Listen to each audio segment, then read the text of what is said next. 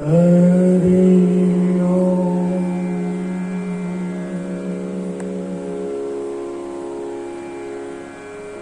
प्रथमं शैलपुत्रीं च द्वितीयं ब्रह्मचारिणी तृतीयं चन्द्रघण्टेति कुष्माण्डेति चतुर्थकम् पंचमं स्कंदमातेति षष्ठं कात्यायनीति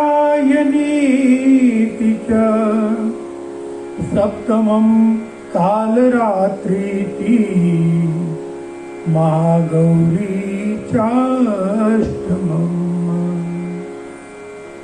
नवमं सिद्धिदात्री च नवदुर्गा प्रकीर्तिता उक्तान्येतानि नामानि ब्रह्मणैव महात्मना।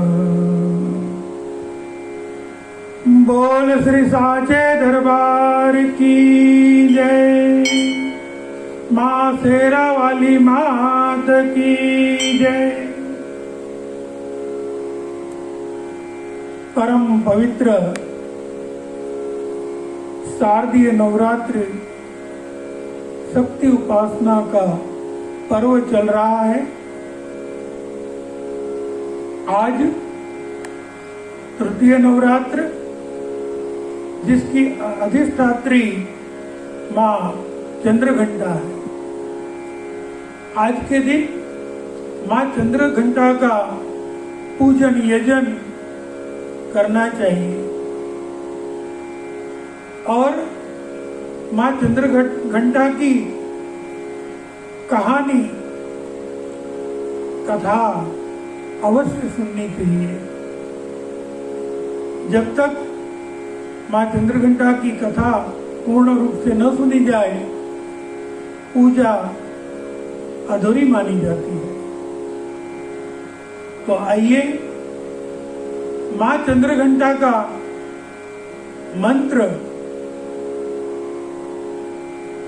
पिंडज प्रवरारूढ़ा चंडकोपास्त्रकेर्युता प्रसादं तनुधे मह्यं चंद्रघ्रूणेति विस्तृता। ये माँ चंद्रघंटा का मंत्र है। या देवी सर्वभूतेषु चंद्रघंटेति संस्थिता नमस्तस्यै नमस्तस्यै नमस्तस्यै नमो नमः। आइए पहले माँ चंद्रघंटा की कथा सुनते हैं। उनका नाम चंद्रघंटा कैसे पड़ा? माँ दुर्गा के ही ये अलग अलग स्वरूप है। पहले दिन हमने माँ शैलपुत्री की कथा सुनी। कुमारी अवस्था और बाद में जब माँ तपस्विनी बनी तो उन्हीं का नाम ब्रह्मचारिणी बना।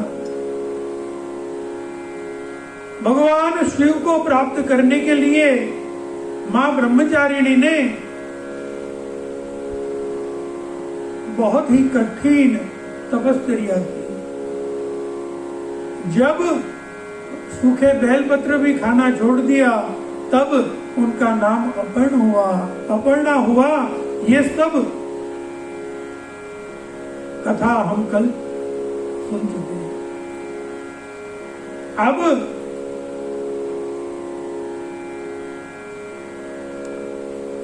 माँ उमा को हिमाचल के घर ले आए हैं। नगर में सब प्रसन्न है। अब उमा और शिव का विवाह होगा। भगवान शिव और उमा का इतना धामधूम से विवाह हुआ, सब देवता उसमें सम्मिलित हुए। इनकी कथा भी खूब अद्भुत श्री रामचरितमानस में सुनने को बारंबार मिलती है। आपने भी अवश्य सुनी होगी। जब भगवान शिव जी के साथ में मां उमा का ब्याह हो गया और कैलाश पर्वत पे आ गई, अब मां उमा भगवान शिव जी की अर्धांगिनी हो गई। इसलिए जिस प्रकार भगवान शिव जी अपने मस्तक पे चंद्रमा धारण करते हैं, उसी प्रकार मां उमा ने एक दिन अपने मस्तक पे चंद्र को धारण किया है, लेकिन चंद्र को ऐसे उल्टे जैसे घंट दिख रहा हो वैसे धारण किया। और मां उमा की वाणी भी इतनी मीठी है, तो ये दर्शन करके देवताओं ने उनका जयकारा लगा दिया। बोल श्री मां चंद्र घंटा मात की जय।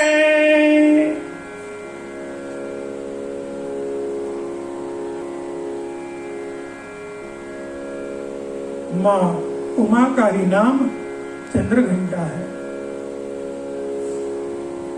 मां चंद्रघंटा, इनके 10 हाथ हैं। इनका स्वरूप परम शांतिदायक और कल्याण कारक है।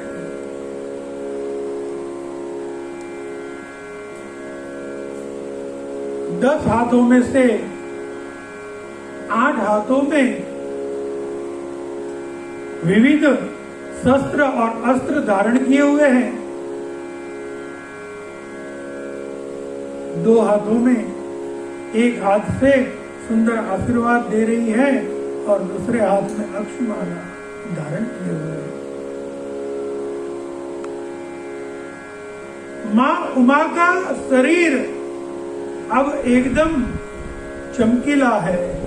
मां चंद्रघंटा एकदम तेजस्विनी दिख रही है। और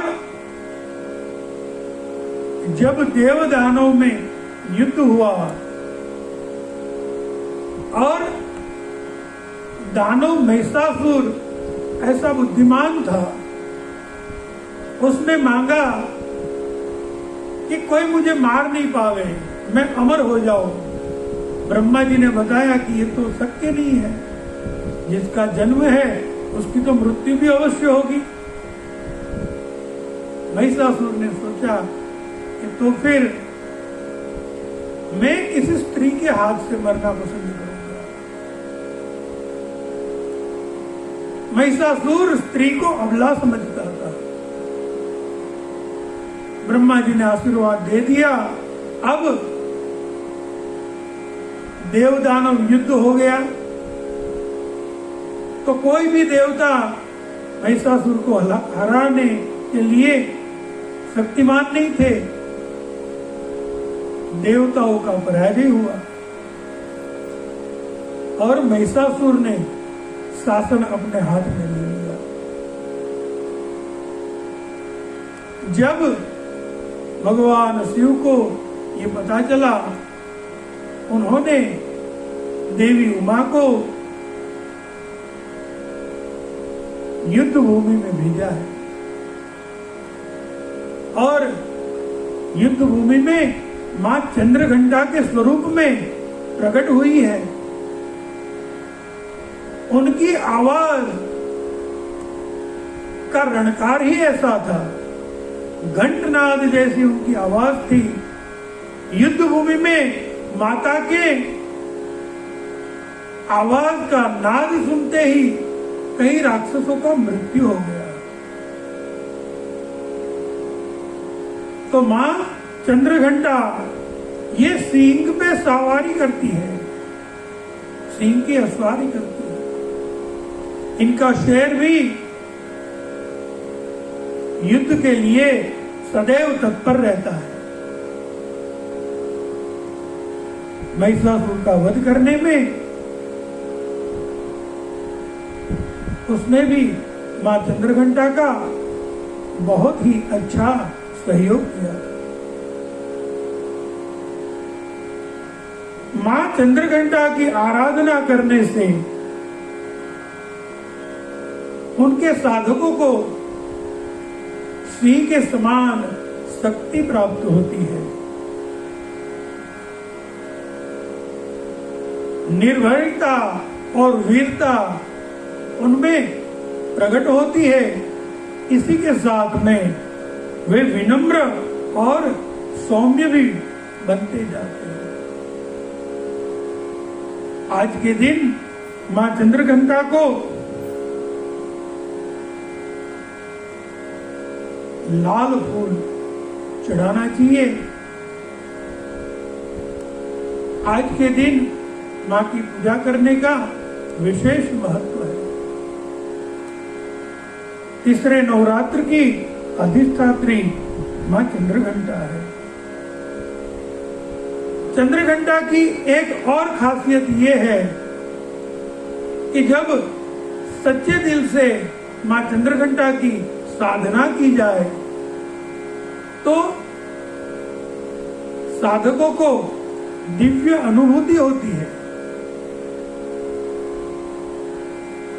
जब आप साधना कर रहे हो तो आपके कर्णों में दिव्य घंटनाद या सुंदर आवाजें सुनाई देंगी। आपको दिव्य खुशबू सुगंध की अनुभूति होगी। आपको अलौकिक दर्शन प्राप्त होंगे। जब ऐसी कोई भी अनुभूति हो तब साधक को सावधान हो जाना चाहिए।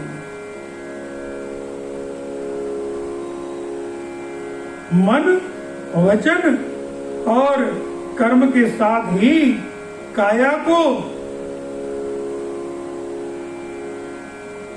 विविध विधि विधान के साथ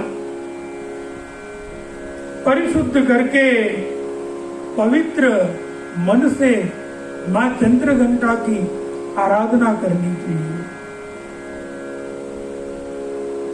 मां चंद्रघंटा की आराधना करने से उनके साधक में ऐसी प्रतिभा आती है कि उनके साधक भी अगर कहीं पे जाते हैं, उनके साधक का यदि कोई दर्शन करता है तो उनको भी परम शांति और कल्याण की भावना का अनुभव होता है।